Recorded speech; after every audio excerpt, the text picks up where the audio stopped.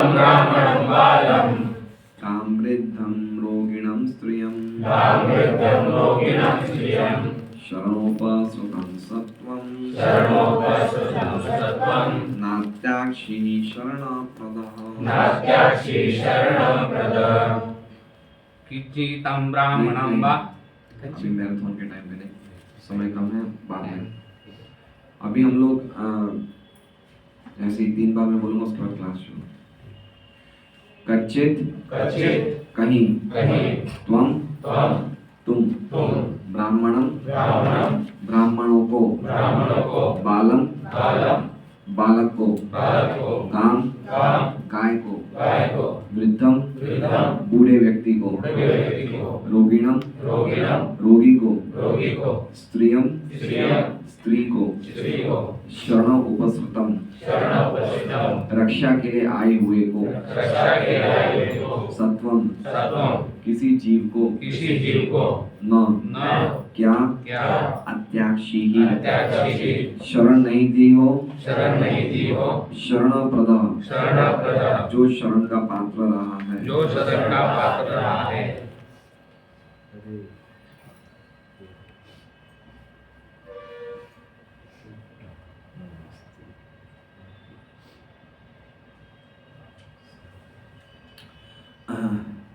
अनुवाद है, तुम तो सदा से सुपात्र जीवों के यथा ब्राह्मणों बालकों गायों स्त्रियों तथा रोगियों के रक्षक रहे हो। क्या तुम उनके शरण मांगे जाने पर उन्हें शरण नहीं दे सके? ओम अज्ञानतिमिरान्धस्य ज्ञानाञ्जनशलाकया चक्षुरुन्मिलितं येन तस्मै श्रीगुरुवे नमः। नामश्रेष्ठं मनुमपि शचीपुत्रम् अन्त्रस्वरूपं रूपं तस्याग्रजमुरुपुरी मातुरीमोष्टवाटीं राधाकुण्डं गिरिवरम् अहोराधिका माधवाशां प्राप्तो यस्य त्वरितकृपया श्रीगुरुं तं नतोऽस्मि। वन्देऽहं श्रीगुरोः श्रीयुतः पदकमलं श्रीगुरुं वैष्णवांश्च श्रीरूपं सहगणजातं सहगणरघुनाथान्वितं सजीवं साद्वैतं सावधूतं परिजनसहितं कृष्णचैतन्यदेवं श्रीराधाकृष्णपादान् सहगणललिता श्रीशाखान्वितांश्च गुरु वैष्णव भगवान तीन स्मरणाय विघ्न विनाशम नायाश्रय निजवांछितुरं। हरे कृष्णा कृष्णा कृष्णा हरे हरे हरे राम राम राम हरे हरे। सभी भक्तों का स्वागत है श्रीमद् भागवतम कक्षा में। तो युधिष्ठिर महाराज अर्जुन से उनके निराशा के अलग अलग कारण पूछ रहे हैं। सबसे पहला कारण था कि तुम्हारा स्वास्थ्य तो ठीक है, तुम्हारे ऐसा प्रतीत हो रहा है कि तुम्हारे चेहरे की कांति जाती रही है। और दूसरा कारण ये था कि तुम काफ़ी समय द्वारका में रहे हो और द्वारका में ज़्यादा समय रहने से ऐसा संभव हो सकता है कि तुम्हारा जो मान वहाँ पे तुम्हें मिलना चाहिए उस मान में कमी आ गई हो, या फिर किसी ने तुम्हारा अनादर कर दिया हो। ये दूसरा कारण था। तीसरा कारण जैसा कल महाराज ने बताया कि किसी ने तुम्हें या तो अपमानजनक शब्द कहे होंगे, या फिर हो सकता है कि किसी ने तुम्हें धमकाया होगा। ये चौथा कारण, ये तीसरा कारण था। चौथा कारण था कि किसी ने तुमसे दान मांगा होगा और तुम उसे दान नहीं दे पाए, या फिर तुमने किसी को कुछ वचन दिया होगा कि मैं करूँगा और वो तुम काम नहीं कर पाए। ये 4 कारण थे। आज 5वां कारण बता रहे हैं युधिष्ठिर महाराज।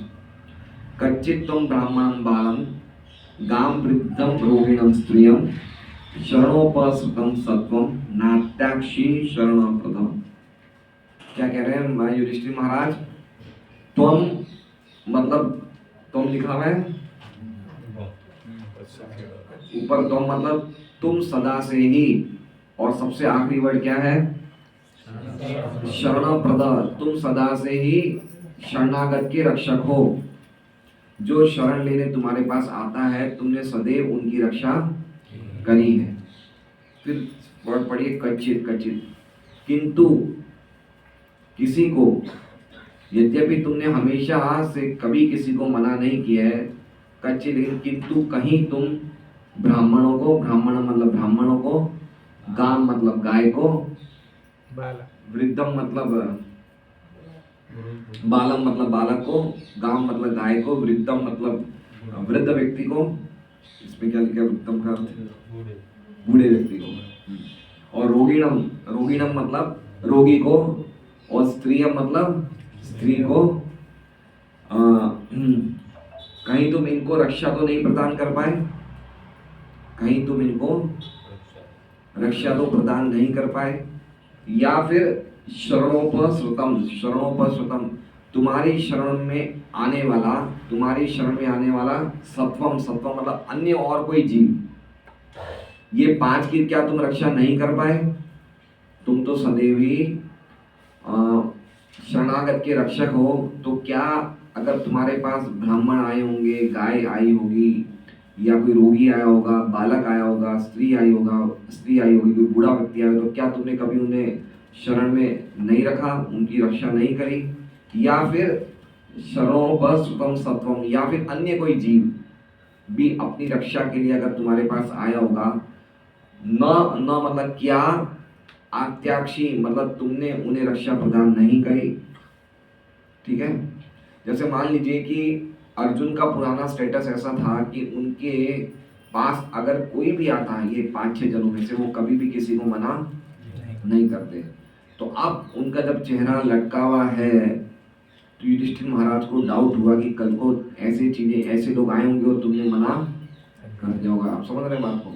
जैसे मान लीजिए कि अगर कोई व्यक्ति बहुत समय से 16 माला का जप कर रहा है और भागवत पढ़ रहा है और क्लास में जा रहा है, और कुछ कारण से अगर वो ये सब चीज़ें नहीं कर पाए, तो उसको कितनी निराशा होगी कि आज मैं ऐसा, मेरी स्थिति ऐसी हो गई है, बीमारी ऐसी आ गई कि मैं अपनी माला नहीं कर पा रहा हूँ, या फिर मैं भागवत नहीं पढ़ पा रहा हूँ, या फिर मैं मंगल आरती नहीं कर पा रहा हूँ, तो वो बहुत दुखी होता है, वो बिल्कुल जिसे कहते हैं वो मायूस हो जाता है। तो अर्जुन के साथ भी ऐसे कि उसने कभी भी इन लोगों को कभी मना नहीं किया अपने जीवन में। तो अगर इसने मना किया होगा इसलिए इनका चेहरा लटका होगा, ये चीज को युधिष्ठिर ने पूछते हैं कि कहीं ऐसा तो नहीं हुआ कि तुमने इन्हें मना कर दिया। मतलब इनका पुराना रिकॉर्ड था कि इन्होंने कभी भी इनको आज तक कभी मना नहीं किया अगर ये अपनी शरण में आए होगा, तो इसलिए युधिष्ठिर महाराज पूछ रहे कि हो सकता है शायद तुमने इनको शरण नहीं दी हो। और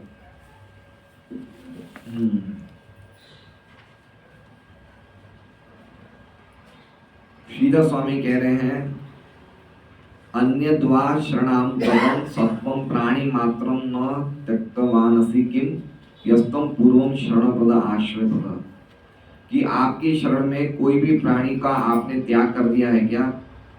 क्योंकि आप तो पहले से ही शरणप्रद हो। शरणप्रद मतलब आपने हमेशा आपकी शरण में आने वाले को हमेशा ही आपने रक्षा करी है। तो और कोई जीव अगर आया है आपके पास, तो क्या आपने उसको रक्षा नहीं करी है?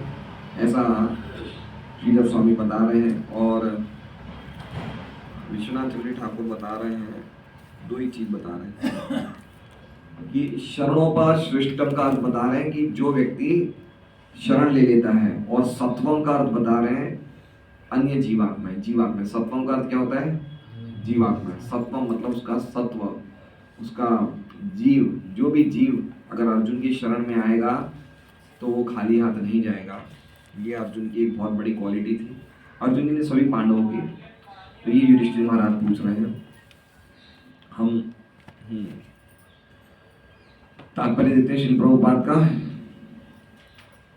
ब्राह्मण जन समाज के कल्याण करने के लिए भौतिक तथा आध्यात्मिक दोनों ही दृष्टि से ज्ञान की खोज में सदैव लगे रहते हैं, अतः वे सभी प्रकार से राजा के संरक्षण के पात्र हैं।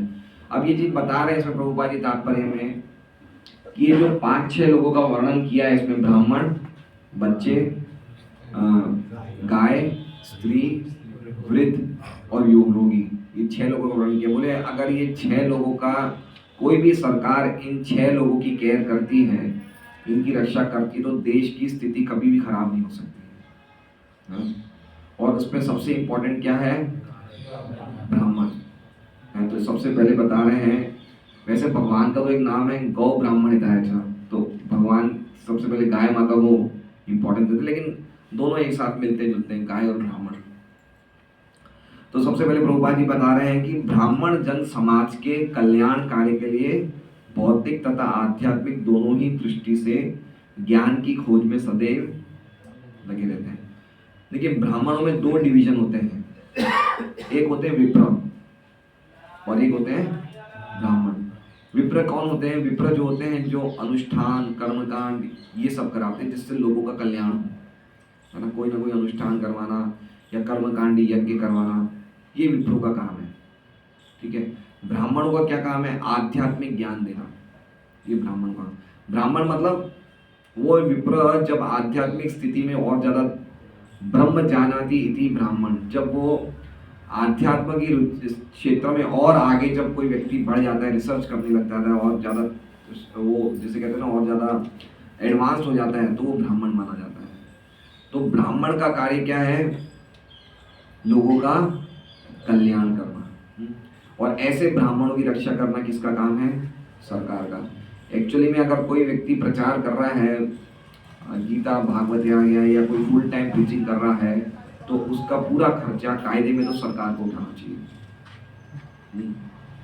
अगर हम लोगों के साथ ऐसा हो जाए तो हम लोग कितना प्रचार करेंगे, है ना। ये सरकार की रिस्पॉन्सिबिलिटी है। ये सब सेकंड फोर्थ कैंटो में पृथु महाराज बताते हैं कि ब्राह्मणों पे कोई टैक्स नहीं लगना चाहिए। लेकिन वो ब्राह्मण कौन से? जो पूरी तरह से प्रचार सेवा में लोगों के उत्थान के लिए लगे हुए, ऐसे ब्राह्मणों के लिए कोई टैक्स नहीं है। उनका पूरा क्या कहते हैं, उनका पूरा भरण पोषण सरकार करती है। क्यों करती है? क्योंकि ब्राह्मणों के पास इतना भी समय नहीं है, वो इतने ज़्यादा बिजी हैं लोगों के कल्याण में कि उनके पास इतना समय भी नहीं है कि वो खुद के लिए रुपए कमा सके। तो उनकी पूर्ति कौन करती है? सरकार करती है। तो ये सिस्टम ही है। इसलिए सरकार का बहुत बड़ी ड्यूटी है कि ब्राह्मणों को, यानी कि भक्तों को, जहाँ पे ब्राह्मण ज्यादातर लिखा हुआ मतलब समझ लेना, जब भक्तों को पूरी फैसिलिटी मिलनी चाहिए प्रचार की, है ना। प्रभुपाद जी सबसे पहले जब अपने भक्तों को लेके आए थे अमेरिका से, तो प्रभुपाद जी ने उस समय इंदिरा गांधी की सरकार थी, तो प्रभुपाद जी ने बोला कि हमारे भक्तों का वीजा तो दीजिए कि वो भारत में रह सके, उनको वीजा दीजिए आप। तो बहुत वीजा की तकलीफ आती थी, इसलिए वो भक्तों को बार बार फॉरेन इंडिया आते थे, इंडिया से वापस फॉरेन, क्योंकि उसमें क्या होता है कुछ ज़्यादा समय यहाँ पे नहीं रुक सकते। अभी भी ऐसा सिस्टम है कि अगर किसी के पास इंडियन नेशनलशिप नहीं है तो 6 महीने से ज़्यादा नहीं रुक सकता है। तो महाराज के साथ ऐसे ही, गुरु महाराज के साथ 6 महीने से ज़्यादा नहीं रुकते हैं, वो चले जाते हैं वापस। हैं वासुकोश प्रभु भी जाते हैं। वासुकोश प्रभु के पास तो भारतीय नागरिकता है, गुरु महाराज के पास भारतीय नागरिकता नहीं है, और वो चाहे तो ले सकते हैं, लेकिन वो इसलिए नहीं ले रहे हैं कि अगर उन्हें इंडियन पासपोर्ट चाहिए तो ब्रिटिश पासपोर्ट उन्हें सबमिट करना पड़ेगा। और ब्रिटिश पासपोर्ट ऐसा है कि पूरी दुनिया में अगर आपके पास वीज़ा भी नहीं हो, खाली ब्रिटिश पासपोर्ट के आधार पर आप जा सकते हो। तो महाराज उसको नहीं छोड़ना चाहते प्रचार के चक्कर में, इसलिए भारतीय नागरिकता नहीं ली। और भारतीय नागरिकता नहीं लेने के कारण उनको 6 महीने के बाद वापस कहीं ना कहीं जाना पड़ता है। तो ये सब सिस्टम नहीं होने चाहिए, सरकार को ये सब कायदे नहीं लगाने चाहिए उन लोगों के लिए जो कितना प्रचार कर रहे हैं, है ना, कितना बड़ा प्रचार कर रहे हैं। और आज इस प्रचार की कमी की वजह से तो हमारा देश, जिसे हम कह रहे हैं हिंदुत्व खतरे में आ गया है। समझिए क्यों खतरे में आ गया है। आज़ादी के बाद से 75 सालों से हमने कभी भी खुल के अपने सनातन धर्म का प्रचार ही नहीं किया, कभी नहीं किया। कभी इन इतने सालों में ना तो हमारे शिक्षाओं में करिकुलम में कहीं भी गीता भागवत की जगह बनी, ना ही हमारे स्कूलों में कभी भी ये पढ़ाया गया। तो जो सरकार को ब्राह्मणों की रक्षा मतलब ब्राह्मणों को पूरी फैसिलिटी देनी चाहिए कि आप खूब प्रचार करिए, ये ब्राह्मणों की रक्षा है। वह ऐसे नियम होने चाहिए कि ये कोई भी सोसाइटी में जाए, कोई भी बिल्डिंग में जाए, कोई भी बंगले में जाए, इनको मना नहीं करना चाहिए, ये नियम होने चाहिए।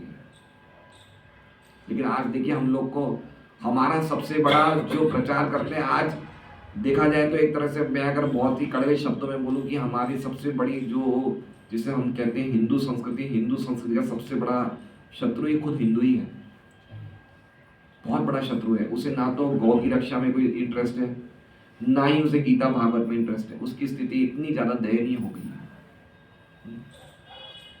और फिर हम लोग समझते हैं कि आज हमारा हिंदुत्व खतरे में है, तो चलो सब लोग एक साथ मिलके नारे लगाएंगे, हम एक हैं, हम एक हैं, हम सब एक हो गए। कटोगे तो बटोगे तो कटोगे, हम ऐसे नारे लगा रहे हैं ये, लेकिन ये परमानेंट उपाय नहीं है। ये परमानेंट उपाय क्या है कि उनको कृष्ण भावनामृत का प्रचार करना, कि उस व्यक्ति से, अच्छा ऐसे हम कितने लोगों को बचा पाएंगे?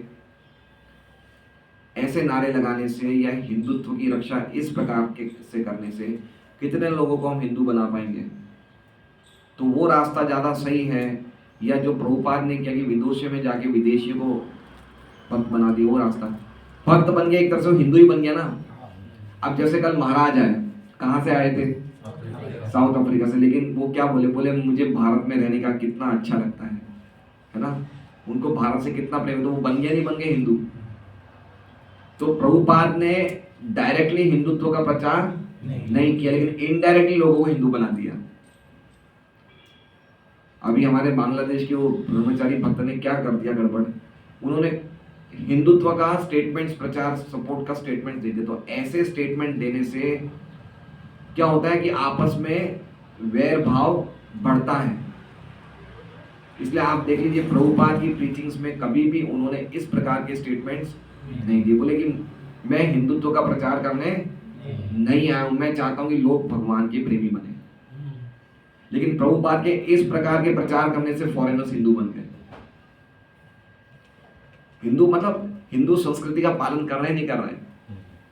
और अगर ऐसे प्रभुपाद जी अमेरिका जाते और कहते कि मुझे हिंदू धर्म का प्रचार करना, तो क्या सफलता मिली?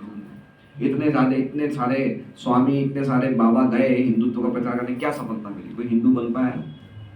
लेकिन ऐसे उन्होंने प्रचार किया, गीता और भागवत का प्रचार किया, भगवान के संदेश का प्रचार किया, तो कितने लोग ने हिंदू धर्म या सनातन धर्म को स्वीकार किया। तो ये सब फैसिलिटीज मिलनी चाहिए। कल महाराज ने कितना सुंदर कहा कि भारत में व्यक्ति जन्म लेता है, उसको कितनी सुविधाएं मिलती है और उसको कितनी सुविधाएं मिलनी चाहिए। तो ये हम लोग मिसिंग है यहाँ पे। सरकार कोई भी प्रकार से ब्राह्मणों की रक्षा आज की तारीख में नहीं कर पा रही। और जिसका हम नुकसान देख रहे हैं, क्या हो रहा है, हमारा खुद का ही, जिसे हम अपने आप को हिंदू बोलते हैं, और एक तरह से हिंदू हैं ही हम लोग। हिंदू देश में हमने जन्म लिया, तो एक तरह से बाह्य दृष्टि से तो हम हिंदू हैं। यद्यपि हम भगवान के अंश हैं, आत्मा, लेकिन फिर भी हिंदू शरीर में है, तो हिंदू तो तब तक रहेंगे। लेकिन हम लोगों को इतना भी डर लगने लग गया कि आगे जाके हमारी स्थिति क्या होगी, खाली इस बात से कि हमने ब्राह्मण को निग्लेक्ट किया। इसलिए ये सभी प्रकार से राजा के संरक्षण के पात्र हैं। तो ये बहुत ही अच्छे संवादों का वर्णन किया है पृथु महाराज के साथ और 4 कुमारों के बीच में, कि पृथु महाराज बताते हैं कि कैसे ब्राह्मणों की रक्षा करनी चाहिए। तो ये ब्राह्मण को मैं तो आपको शॉर्ट में बता रहा हूँ कि ब्राह्मणों की क्या महिमा होती है, कितना हमें ब्राह्मणों के लिए हमें लोगों को कितना, और हम लोगों को भगवान, अभी प्रभुपाद जी क्या कर रहे हैं, अभी प्रभुपाद जी चाहते हैं कि अगर किसी व्यक्ति में, चाहे वो ब्राह्मण परिवार से नहीं भी हो, लेकिन अगर उसमें गुण ब्राह्मणों के पाए जाए, तो उसको ब्राह्मण बनने की पूरी ट्रेनिंग मिलनी चाहिए। तो इस प्रकार से प्रभुपाद जी ने ब्राह्मणों का निर्माण किया। कलौ शूद्र संभवा, कलयुग में सभी शूद्र हैं। अब प्रभुपाद जी ने कितने अद्भुत ब्राह्मण बनाए। देखिए कल महाराज को देखिए, मुझे लग रहा है सेंट्रल साउथ अफ्रीका के देश से, एक बिल्कुल अफ्रीकन शरीर में है महाराज, और कितना प्रचार कर रहे हैं, कैसे लोगों को प्रचार कर रहे हैं। उन्होंने कल मुझे वीडियो बताए, अमेज़न के जंगल्स में अगर आप जाओगे तो आप एक रात नहीं रह सकते हो वहाँ पे। ऐसी वहाँ पे ट्राइबल एरिया है, ऐसी ट्राइब्स रहती है कि वो लोगों को ही पका के खा जाते हैं। जानवरों की तो आगे की बात है, मनुष्य को ही पका जाते हैं। ऐसी जगह प्रचार करना कोई आसान है? तो हम देख सकते हैं किस प्रकार से प्रभुपाद जी ने प्रचार किया, कि कैसे कैसे लोग ब्राह्मण बन गए और कितना प्रचार कर रहे हैं। सभी प्रकार से राजा के संरक्षण के पात्र हैं। इसी प्रकार राज्य के बालकों की शिक्षा, बालकों का संरक्षण कितना जरूरी है। बालक कितनी बड़ी संपत्ति है देश के लिए। एक नौजवान बालक कितनी बड़ी संपत्ति है। और वो बालक का सबसे ज्यादा नाश हम क्या करते हैं, उसका सबसे ज्यादा नाश तब करते हैं जब हम उसे आसुरी विद्या पढ़ाते हैं। मटेरियल एजुकेशन पढ़ाने से उसका पूरा कंप्लीटली वो वॉश ऑफ हो जाता है, उसकी उसका सब सब उसकी बुद्धि जो होती है वो आध्यात्मिक चीजों के समझने लायक ही रहती है। तो एक तो जन्म लेते ही बालक का हमने नुकसान कर दिया, है ना। आजादी के टाइम पे कम से कम हजारों की संख्या में गुरुकुल थे, सब गुरुकुल बंद हो गए। सरकार कोई भी गुरुकुलों को कोई भी प्रकार का जो एक उनको मिलना चाहिए, एक उनको प्रोत्साहन मिलना चाहिए, एक सहयोग मिलना चाहिए, गुरुकुल को सहयोग मिलना बंद हो गया। मुश्किल से बहुत कम गिनती के गुरुकुल रह गए। हम लोग कहाँ भेजते हैं बच्चों को? गवर्नमेंट स्कूल्स में भेजते हैं, या ऐसे स्कूल्स में भेजते हैं जहाँ पे मॉडर्न एजुकेशन है, और वहाँ पे बच्चे इस प्रकार के मॉडर्न बन जाते हैं कि सभी प्रकार की संस्कृति भूल जाते हैं। तो बच्चों का संरक्षण का मैटर खत्म हो गया, मैटर खत्म। आप कोई भी बच्चे को, अमेरिका में तो ऐसी स्थिति है कि माँ बाप भी बच्चों को मार नहीं सकते, नहीं तो केस माना जाता है। सही है, ऐसी बात सुनी है मैंने। तो फिर देखिए, तो बालकों की संरक्षण कहाँ रहा? बालकों को जो संस्कार मिलने चाहिए कोई दे नहीं रहे उन्हें।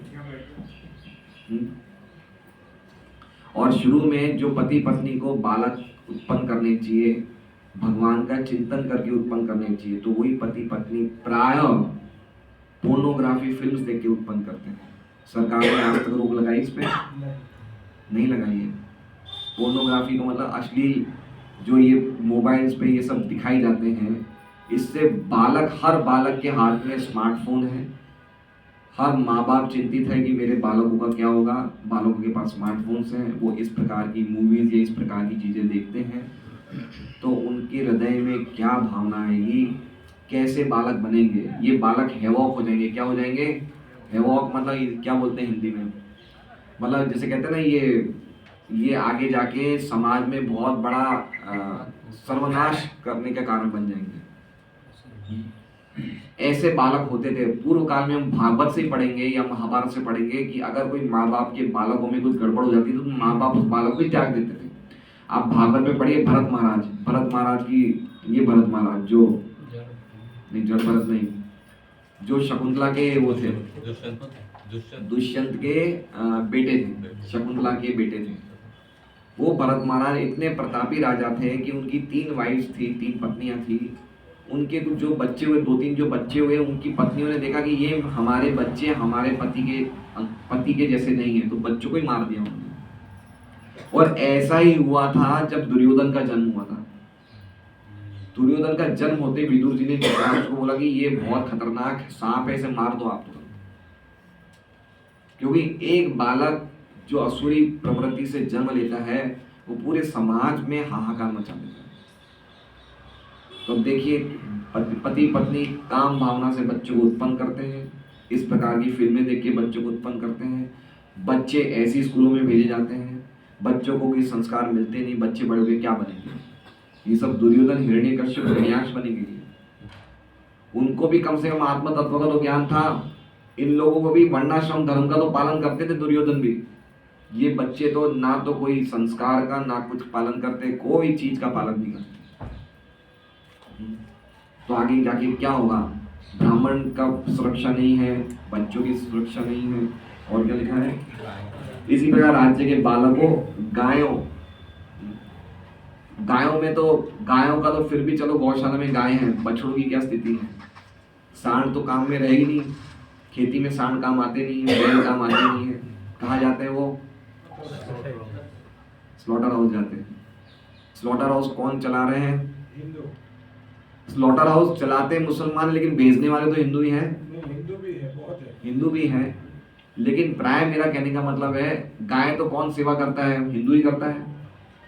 कौन बेचता है? Slaughter house. हम बेच रहे हैं, क्यों? क्योंकि बैल का काम रहा नहीं, बछड़ा आ जाता तो बहुत बड़ी लायबिलिटी हो जाती है।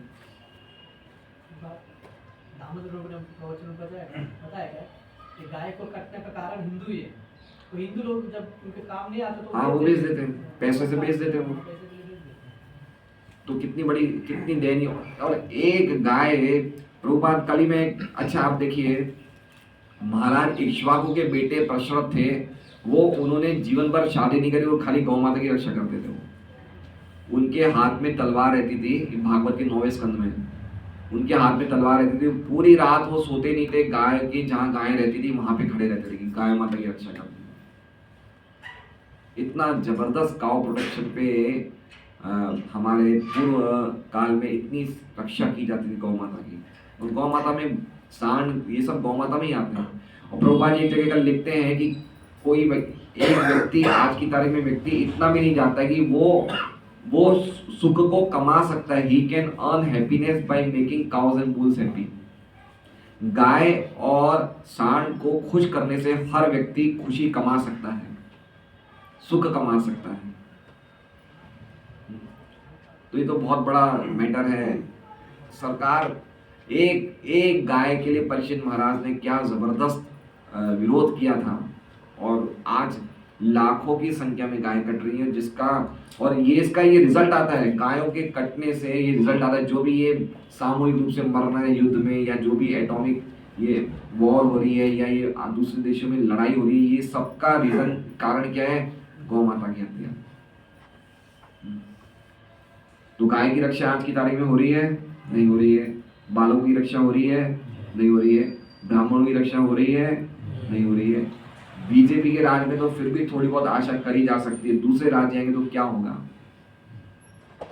हम तो आशा भी नहीं कर सकते क्या होने वाला है। इसलिए प्रचार कितना आवश्यकता है। इसी प्रकार राज्य के बालकों, गायों, रोगी व्यक्ति मतलब जिसका शरीर या मन पीड़ित अवस्था में है। तो आज हमारा सबसे बड़ा रोग क्या है? भवरोग, जन्म मृत्यु जरा व्याधि का रोग। और आजकल शरीर के रोगों के चिकित्सा के लिए तो काफी अस्पताल खुल गए, लेकिन लोग शरीर से भी ज्यादा किससे पीड़ित हैं? मन से पीड़ित हैं। मन के रोगों से इतने ज्यादा पीड़ित हैं कि अगर हमें व्यक्ति को अगर इस रोग से निकालना है तो उसके हाथ में हमें गीता, भागवत, महाभारत देनी चाहिए कि एटलीस्ट पढ़ के मन तो शांत हो जाए उसका। तो इस प्रकार रोगियों का भी इलाज करना, रोगी का इलाज मतलब आज इतने व्यक्ति परेशान है, इतने ज्यादा वो डिप्रेशन में है। कितने साइकेट्रिस्ट, कितने साइकोलॉजिस्ट, कितने ज्यादा इन लोगों की होलसेल में डॉक्टरों की संख्या बढ़ गई। लोगों को किस किस प्रकार के टेंशन है, इतने रोग हैं। तो सरकार इन रोगियों को तो सरकार अस्पताल खोल रही है, शरीर के रोग के लिए तो सही कर रही है, लेकिन मन के रोगों के लिए सरकार के पास कोई उपाय नहीं है। स्त्रियों का तो पॉइंट जो है वो सबसे इम्पोर्टेंट पॉइंट है। स्त्रियां, देखिए मेरी बात सुनिए, बच्चे देश के भविष्य को बनाते हैं, ब्राह्मण देश के लिए प्रचार करते हैं। स्त्रियां एक अच्छी संतान उत्पन्न करके देश को अच्छी आबादी से भरती है। तो सरकार तो और ज्यादा स्त्रियों को कह रही है कि आप खूब काम करो, खूब भाग जाओ, खूब करो। और मनु संहिता में क्या कहते हैं कि स्त्री को हमेशा सुरक्षा प्रदान करनी चाहिए। जब वो बचपन में कंवारी होती तो माँ बाप के द्वारा, और जवान होती तो पति के द्वारा, और जब वृद्ध होती तो अपने पुत्र के द्वारा। तो मनु संहिता को हमारी सरकार नहीं मान रही है। क्या हो रहा है हम देख सकते हैं। प्रभुपाद जी लिखते हैं चैतन्य चरितामृत के तात्पर्य में कि स्त्रियां इतना ज्यादा प्राइवेसी में रहती थी कि मेरी माँ, प्रभुपाद जी ने अपनी खुद की मम्मी का एग्जांपल दिया कि मेरी माँ को अगर कोई पड़ोस में कोई फंक्शन में बुलाया जाता था तो मेरी माँ लोगों के सामने चल के नहीं जाती थी। अच्छे घर की स्त्रियां कभी भी ओपन में नहीं जाती। कैसे जाती थी? पालकी जाती थी, और पालकी में मेरी माँ बैठ के जाती थी और उस घर में जाती थी। तो ये चीजें हो जाती थी कि स्त्रियां पुरुष से ज्यादा मिक्स नहीं हो। जिस समाज में स्त्रियां और पुरुष बहुत ज्यादा मिक्स होते हैं वो समाज को बड़ा हल्का गिना जाता है। और जितना प्रगतिशील समाज होता है उसमें स्त्रियों और पुरुष के बीच में आपस में सेपरेशन होना चाहिए। इससे स्त्रियों की चेस्टिटी, इनकी पतिव्रता, इनकी शक्ति सब कुछ बढ़ती है, इनकी पवित्रता बढ़ती है। और ऐसी पवित्रता बढ़ने से जो संतान उत्पन्न होती है वो अद्भुत उत्पन्न होती है। ये सब साइंस है।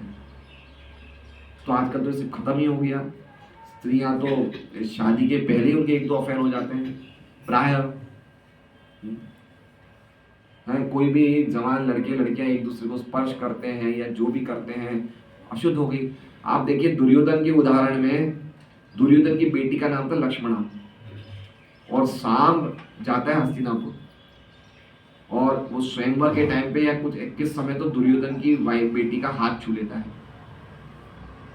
तो महाराज भीष्म बोलते हैं, भीष्म पितामह की धर्म के अनुसार चूंकि इस कमारे लड़के ने इस स्त्री का हाथ छू लिया है तो अब इसका पति यही बनेगा। इतना धर्म का पालन होता था।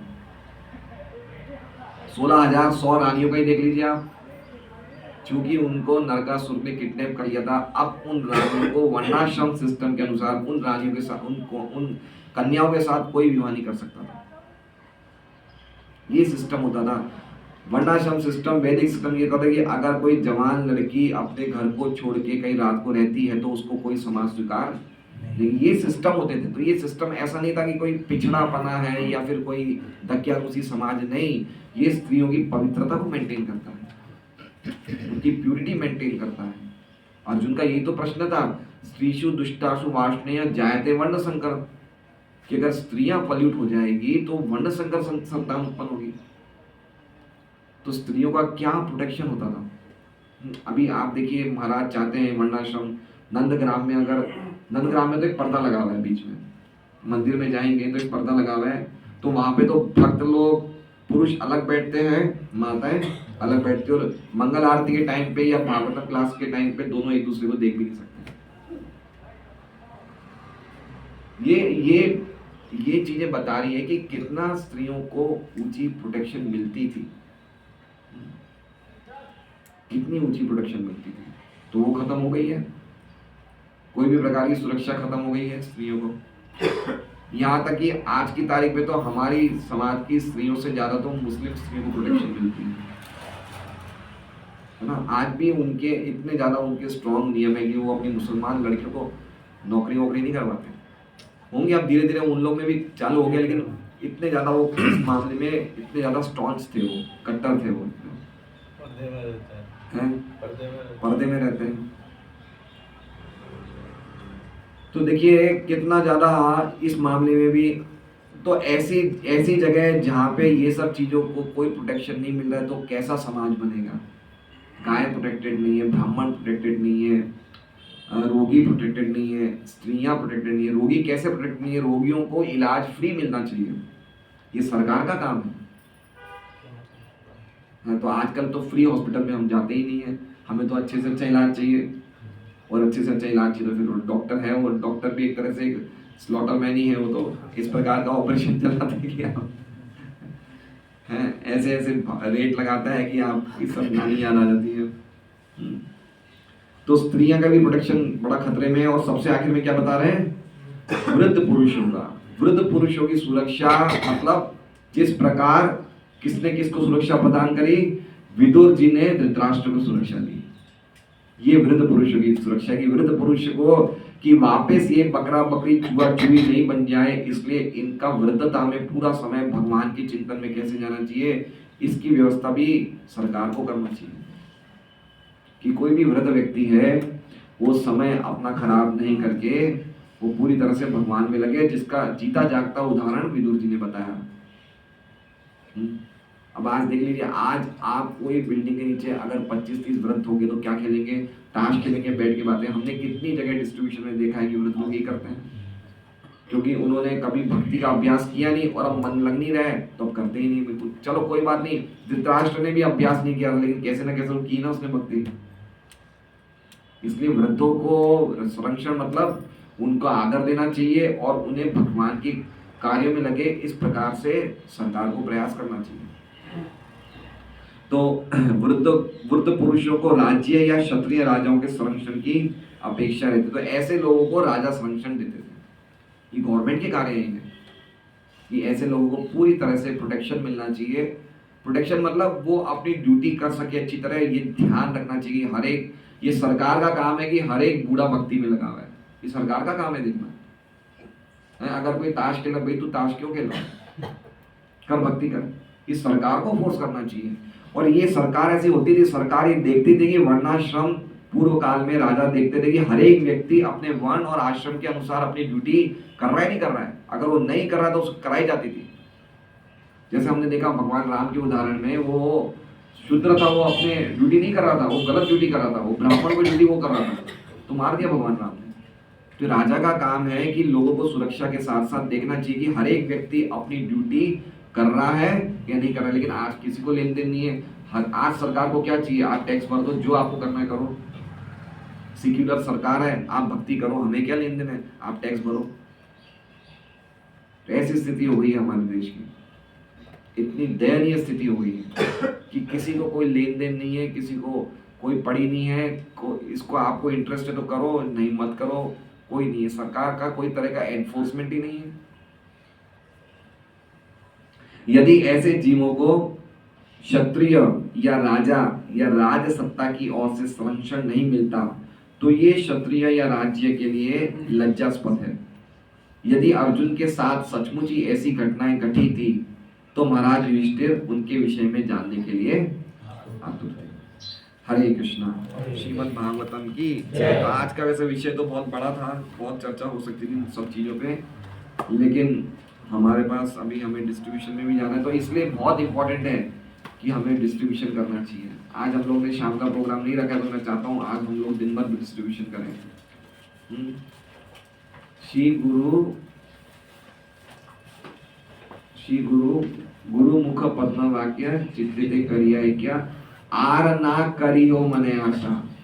और कोई हमारी इच्छा, आर ना करियो मने आशा, और कोई हमारी आशा मतलब और कोई हमारा डिजायर होना ही नहीं चाहिए। क्या डिजायर होना चाहिए, प्रचार करने का। घर घर में 1 book 2 book 5 book 10 book 20 book घर घर में दीजिए। आज से हमारा मैराथन शुरू हो गया 1 दिसंबर से, तो घर घर में ग्रंथ दीजिए, प्रसाद आपको समय पे मिल जाएगा, सब कुछ हमें मिल जाएगा। अच्छा, अगर हम ये सेवा नहीं करेंगे, ये भगवान की सेवा है, ये भगवान की सेवा है, ये हमारी सेवा नहीं है, है ना। देखिए भगवान क्या कहते हैं गीता में, व्यवसायात्मिका बुद्धिर एके है गुरु नंदना। जो व्यक्ति डिटरमाइंड होता है भगवान के आदेशों को पालन करने का, जो आदेश उन्हें एक पारदर्शी गुरु से मिलता है, अगर वो डिटरमाइंड होता है तो उसके लिए रास्ता बड़ा सरल है। व्यवसायात्मिका बुद्धि एके ही गुरु। हमारी डिटर्मिनेशन की कमी है। 2 घंटे होते ही चलो अब घर चलना है, नहीं, क्यों घर जाना है, हमें जब प्रसाद मिल रहा है फिर घर क्यों जाना है। हम कहीं सूरत से बाहर तो प्रचार करने नहीं जा रहे, सूरत में ही है, जब चाहे घर जा सकते हैं, तो हमें क्या दिक्कत है। और अगर हम सेवा इस तरह से भगवान की नहीं करेंगे तो हम अपनी प्रोपेंसिटी की सेवा करेंगे। जैसे मान लीजिए कोई व्यक्ति को लग रहा है कि अब मुझे जाना चाहिए, तो आपने किसकी सेवा करी, किसकी सेवा करी, आपकी इच्छाओं की सेवा करी जो आपको फोर्स कर रही है घर जाने के लिए। क्यों जाना है घर, आप प्रचार करिए, खूब प्रचार करिए, घर घर जाके ग्रंथों का वितरण करिए, लोगों को बताइए क्या सही है क्या गलत है। इससे बढ़कर क्या ड्यूटी होगी हमारी। इसलिए सब भक्तों से निवेदन है कि आज हमारा शाम का प्रोग्राम नहीं है, तो ये सोसाइटी अगर पूरी हो जाए तो पूरी कर दीजिए। इसके बाद हम लोग एक और सोसाइटी शाम को ढूंढ लेंगे, तो आप लोग फुल टाइम आज प्रचार में लगिए। हरे कृष्णा।